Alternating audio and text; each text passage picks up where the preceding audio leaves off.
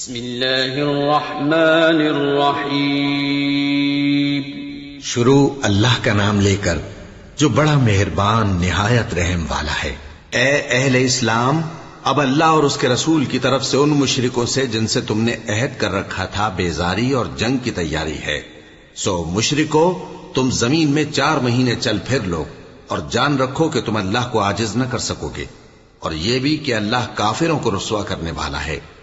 اور حج اکبر کے دن اللہ اور اس کے رسول کی طرف سے لوگوں کو آگاہ کیا جاتا ہے کہ اللہ مشرکوں سے بیزار ہے اور اس کا رسول بھی۔ اب اگر تم توبہ کر لو تو تمہارے حق میں بہتر ہے، اور اگر نہ مانو تو جان رکھو کہ تم اللہ کو ہرا نہیں سکو گے۔ اور اے پیغمبر، کافروں کو دکھ دینے والے عذاب کی خبر سنا دو۔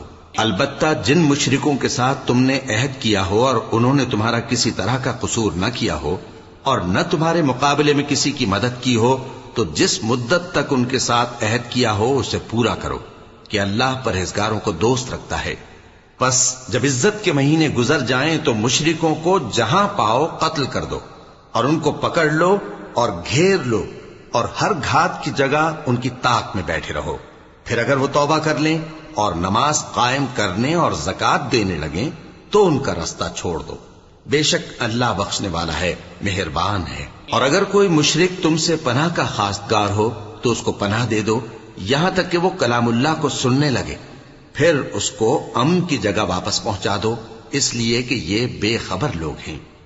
بھلا مشرکوں کے لیے جنہوں نے عہد توڑ ڈالا، اللہ اور اس کے رسول کے نزدیک عہد کیسے قائم رہ سکتا ہے؟ ہاں، جن لوگوں کے ساتھ تم نے مسجد حرام یعنی خانہ کعبہ کے نزدیک عہد کیا ہے، اگر وہ اپنے عہد پر قائم رہیں تو تم ان باتوں کو قبول نہیں کرتے، اور ان میں اکثر نافرمان ہیں۔ یہ اللہ کی آیتوں کے عوض تھوڑا سا فائدہ حاصل کرتے اور لوگوں کو اللہ کے رستے سے روکتے ہیں۔ کچھ شک نہیں کہ جو کام یہ کرتے ہیں برے ہیں۔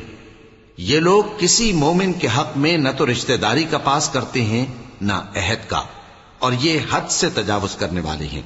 اب اگر یہ توبہ کر لیں اور نماز پڑھنے اور زکوٰۃ دینے لگیں تو دین میں تمہارے بھائی ہیں، اور سمجھنے والے لوگوں کے لیے ہم اپنی آیتیں کھول کھول کر بیان کرتے ہیں۔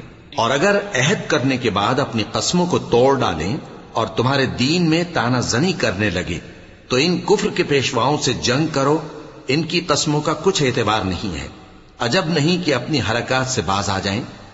بھلا تم ایسے لوگوں سے کیوں نہ لڑو جنہوں نے اپنی قسموں کو توڑ ڈالا اور پیغمبر کو وطن سے نکالنے کا ارادہ کر لیا، اور انہوں نے تم سے عہد شکنی کی ابتدا کی۔ کیا تم ایسے لوگوں سے ڈرتے ہو؟ سو ڈرنے کے لائق تو اللہ ہے اگر تم ایمان والے ہو۔ ان سے خوب لڑو، اللہ ان کو تمہارے ہاتھوں سے عذاب میں ڈالے گا اور انہیں رسوا کرے گا، اور تم کو ان پر غلبہ دے گا، اور مومن لوگوں کے سینوں کو شفا بخشے گا، اور ان کے دلوں سے غصہ دور کرے گا، اور اللہ جس پر چاہے گا توجہ فرمائے گا، اور اللہ سب کچھ جانتا ہے، حکمت والا ہے۔ کیا تم لوگ یہ خیال کرتے ہو کہ بے آزمائش چھوڑ دیے جاؤ گے؟ اور ابھی تو اللہ نے تم میں سے ایسے لوگوں کو پرکھا ہی نہیں جنہوں نے جہاد کیا، اور اللہ اور اس کے رسول اور مومنوں کے سوا کسی کو دلی دوست نہیں بنایا، اور اللہ تمہارے سب کاموں سے واقف ہے۔ مشرکوں کا کام نہیں کہ اللہ کی مسجدوں کو آباد کریں جبکہ وہ اپنے آپ پر کفر کی گواہی دے رہی ہوں۔